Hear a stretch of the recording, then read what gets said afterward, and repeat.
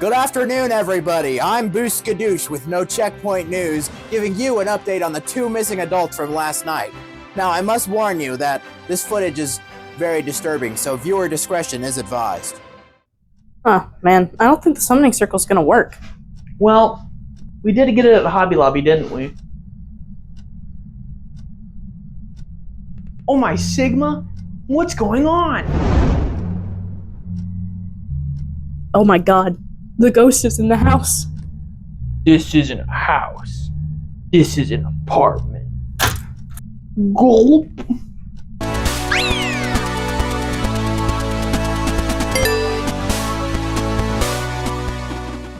Do you guys remember 3 months ago when this video would have actually been relevant? Yeah, neither do I, to be honest. That was in October, and now it's December. I'm recording this on Christmas Day. Happy holidays, or Happy New Year, depending on how long it takes to get done. Let's get into it. Phasmophobia is the first, and as of writing, only title made by Kinetic Games, a studio that's based in Pip Pop Cheerio Land. Welcome back. There's some jobs ready for you. Intel, looks like this is going to be a tough one. We've had reports of violence, and it looks like they left in a hurry. If you clicked on this video excited to hear an overview of Kinetic Games and their history, well, I'm sorry, but you're not going to get that this video. Kinetic Games has a lot of drama, and I'm not nearly qualified enough in long-winded YouTube essays to elaborate any further on Kinetic Games and their history. I talk about video games, so let's do that instead of getting caught up in the muck. Yeah, I'm not kidding, there's a lot of drama. Phasmophobia was initially released in 2020, where it made a name for itself as a breakout COVID hit when the spooky train started rolling in October. Ever since, the game has received numerous substantial updates, changing the game and adding new things. Phasmophobia is very much a work in progress. However, we just reached a big milestone in the development of the game. This video was originally supposed to coincide with the console version of the game. You know, for the views, but clearly that did not happen. That was 2 months ago. And a break from tradition for me, I only have to talk about one version of a game. I know! Phasmophobia has full crossplay and as such, full parity between versions. Rejoice! Now, elaborating on what I said 3 sentences ago, Phasmophobia is not done yet. Massive reworks of the game's systems are expected within, at the very least, the next year. Now this is a good time to mention that I am not perfect. While I do really enjoy this game and I put a lot of time into it and research, I do not know everything, and I may misspeak or make a mistake. It's also important to mention that, as I've said before, this game is still changing. I'm recording this on the 26th. Just yesterday, they announced that they're going to be reworking the entirety of the photo system, adding sound recording and video recording. That's great, an amazing change in my opinion.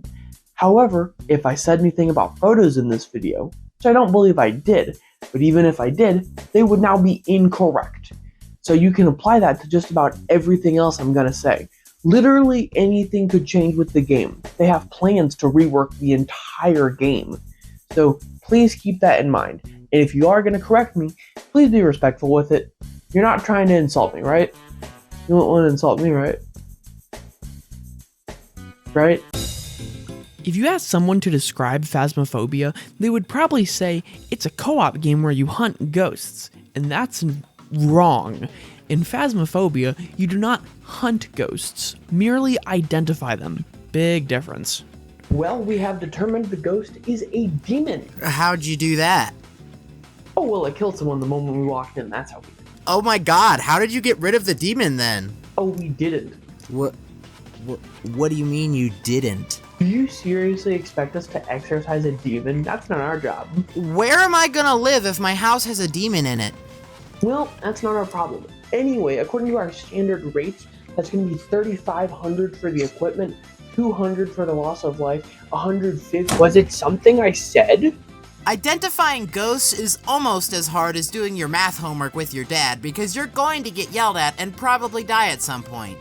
As ghost identifiers, it's your job to get all your fancy ghost identifying equipment and use specific identifiers to identify what ghost is currently haunting the location. And, you know, not die. As the certified identifier, you'll collect evidence to clearly identify the specific ghost in the identifying area. This evidence consists of many things, such as freezing temperatures, the ghost whispering sweet nothings through the spirit box, level 5 EMF, and more. Alongside evidence, every ghost has a number of behaviors or traits that can be used to identify them, including stuff like, oh, this ghost is fast when hunting, or, oh, this ghost doesn't leave footprints. You collect all the evidence manually in your journal, and it will narrow down the possible ghost candidates.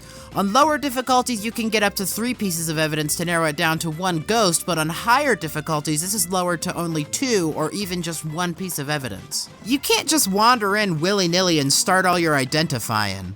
These spooky apparitions are very lazy and want to build up their gamer gunk in one room, and you gotta identify it. It's important to find their goon cave as fast as possible, because if you don't, you'll start going bonkers, and ghosts are like that one guy who's only into Hello Kitty girls. They like him crazy. Obviously, I'm talking about the sanity mechanic, where if scary stuff happens, like standing in a dark room, then it decreases. You may be asking yourself, did this idiot just shit the bed again? No. You want to maintain your sanity levels because if it gets low enough, then the ghost can begin a hunt. How do you know? Door's locked. Hunting.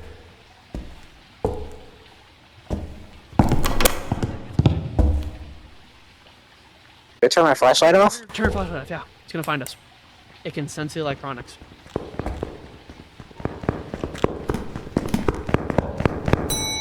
Oh my god. I'm sorry for your loss. Oh my... It's a fucking... You may be asking yourself, why doesn't this guy go hunt for some bitches? Well, obviously because the ghost locked the door and I'm gonna die. When the ghost is hunting, the door will lock and it can grab your face in a very sensual display of afterlife affection, meaning death. This is why it's important to always be aware of your hiding spots so you can make a mad dash to them, like when you were a kid and dad found the piss drawer. I know this sounds difficult, but on the lower difficulties, the ghosts haven't taken any boner pills and the odds are stacked in your favor. The ghosts are more likely to stay in one room, there's a grace period before a ghost can hunt, and like mentioned before, you get 3 pieces of evidence to narrow down your identifications. On higher difficulties, you'll have to turn the power on at the beginning of each mission, sanity pills become less useful, and ghosts will only provide as low as 1 or 2 pieces of evidence, and lots of hiding spots will be blocked or unusable. The difficulties are a very important part of the variety offered in the game. While there are many ghost types, maps, and of course randomness in ghost behavior, it can get a little boring walking into a building and waiting for the ghost to give you 3 evidence. This is where the depth of the game really comes into play, and why I personally love Phasmophobia. With 3 evidence on lower difficulties, you can always guarantee which ghost it is beyond a shadow of a doubt. This is good for beginners who are learning, but for those wanting more, there's Nightmare and Insanity. Nightmare is my personal difficulty of choice, as I believe it strikes the perfect balance between all systems of the game. As my co-host mentioned previously, ghosts have special abilities and characteristics which can help you identify them. While on lower difficulties, these can merely speed up the investigation. On Nightmare and Insanity, they are required knowledge to have. This makes the game way more tense and interesting. In some cases, they're rather innocuous. For instance, if you get a Diogen on Nightmare or Insanity, he is forced to give Spirit Box as an evidence because he has a special response where he breathes like a creep. Hello? Are you pooping? Hello? It can feel amazing to correctly spot stuff like this. One of the most satisfying things I've ever experienced in a video game is seeing one thing, like a 6-figure Obake handprint, and then booking it out of the house and being right. However, if you're playing with no evidence for a challenge, or you just get unlucky and don't get a Spirit Box response, you're forced to identify a Diogen based on his hunt behavior. Now, a Diogen is not hard to identify based on a hunt. The Diogen's special ability is always knowing where you are. He's like a freight train when he's far away, but when he gets closer, he slows down. Now, this sounds scary, but really it's quite easy to deal with. Because of the game's mechanics, you can just loop him around a counter, and because you'll never get far away, he'll always be slow. This gets harder in bigger maps, but it stays pretty simple. The added fear comes in when you don't know that it's a Diogen. If you're hiding, the Diogen will kill you, and if it isn't a Diogen, it could be something even more dangerous like a Revenant. Help me, God! So it's not really worth gambling on that, unless of course you're like me and you make big money moves. Now, I am not a wiki. I will not discuss every single ghost and how to identify them, no evidence. But hopefully, you guys can see why I'm such a big fan of higher difficulties in this game, and why the complexity adds to the experience for me.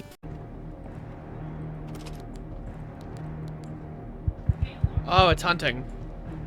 Help. Oh, help. The basement? It's very tall. It's like, oh my god, do you play basketball? Hope I don't run out of stamina. I think that one of the game's main goals should be to immerse you in the experience as seamlessly as possible. Unfortunately, I think that the overall presentation is a mixed bag. The sound design is very strong sometimes, being indistinguishable from the sounds of your own home. You'll hear doors opening, objects being thrown, footsteps, the house settling. It's, scary, I guess. The graphics, on the other hand, leave a lot to be desired. They're not bad, per se, but goddamn if this isn't the most average-looking game I've ever played. It's got the whole Gmod Unity engine look, and there's nothing stand out about it. What really breaks the immersion is the character animations. If you're playing by yourself, you probably won't come across this problem, but as soon as you jump into multiplayer, you'll get... Also, I don't know why every character looks like a middle-aged heavy smoker. I'm crossing the street to avoid walking by all these characters. Good lord. All in all, the presentation is definitely serviceable. However, the same cannot be said for the polish. This game is held together by spit and dreams. Luckily, it used to be worse. Most of the bugs that dramatically affect gameplay are gone, but that in no way means it's stable. The bugs that cause the most problems are definitely the crashes.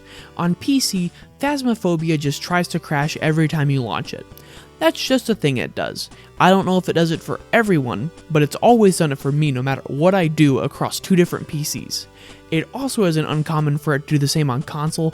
Luckily, it isn't that prevalent anymore. I've only seen reports of it happening after the patches on Series S. So if you have a Series S, sorry, I guess, but welcome to the PC experience. On that same note of crashes, you kind of can't play Point Hope at all. It crashes more than half the time on PC and console. Luckily, Point Hope isn't that good of a map, and if I'm being honest, a lot of the maps aren't that good. You have 3 inventory slots in this game, and they expect you to trek back and forth in maps like Sunny Meadows or Prison. Yeah, no, I'm good. I get that the intended experience for larger maps is a coordinated group of 4, but that doesn't make playing them any other way not suck. It also doesn't help that these maps have design issues that are independent of them being ginormous. Prison, for example, isn't actually a large map. Technically, it's a medium map. Now, unless I'm mistaken, I do believe this messes with your sanity drain, but that's not really the problem. The problem is when you get a cell block ghost or a cafeteria ghost. These are giant rooms, they are very large, and without having all tier 3 equipment, it is grueling to get evidence. Getting dots in a small room is luck based. The ghost has to be in the dots phase and walk through the dots projector. That's not too bad when it's a small room, but in cell blocks on Prison, it's nearly impossible. It's insanely frustrating. If they just made the room smaller or improved the ghost AI, it would be fine, but they don't. I honestly wish the Prison map was like a county jail. It could be smaller and still have a unique aesthetic. I just really don't think big maps jive with the gameplay in Phasmophobia at all. I can't really think of a scenario where I would want to play a big map and where it would be a fun experience. On that note of big maps, there's also Apocalypse. Now, Apocalypse is a challenge where you have to have all negative multipliers turned on in a solo game of Sunny Meadows and correctly identify the ghost and do all side objectives. Now, this challenge is really easy to cheese. Get a Banshee or a Diogen, and frankly, it's basically free. That doesn't make it fun though. Most people just do the gold challenge right off the bat and cheese it until they get lucky. You can identify other ghosts, but with how fast the ghost is and how dangerous it just isn't fun, especially if you get a bad ghost spawn. I will probably never have this achievement until I dedicate myself to grinding out a Banshee run. It just isn't well designed, and it plays into the issues with the big maps. If Apocalypse was on like Tanglewood, I would probably do it, and it would probably be more fun because there's less room to move around, making it a more tight space. Sunny Meadows, despite being cramped and dark and evil, it's actually fairly easy to get around in. So I don't know what their point is. Maybe it's just because it's the evil insane asylum? I'm not really sure. I wanna sing. I got off on a little bit of a tangent there, but my point is that I don't like Sunny Meadows. I don't like Prison. I don't like Brownstone High School. None of the large maps are very fun, and I will probably never have Apocalypse until someone gives me $5 to grind out that Banshee run. If you're wondering how to do the Banshee run, by the way, you equip a paramic and you point it around until it screams into it. The Banshee has a unique sound. Now, you may be wondering what exactly keeps me back to Phasmophobia day after day, especially because I don't think that a lot of the maps are very good, so I play very few of them. Well, I can tell you it's not the progression system bringing me back every day. Phasmophobia has a traditional leveling system where each level up gives you access to more maps, difficulties, and items. The problem is that it just kinda sucks. Typically in a game like this, the goal of a level up system is to drip feed content as to not overwhelm new players. It simply doesn't succeed at that though. If a player is truly out of their depth starting out, then the game doesn't do much to help them, especially with lots of journal entries simply being inaccurate.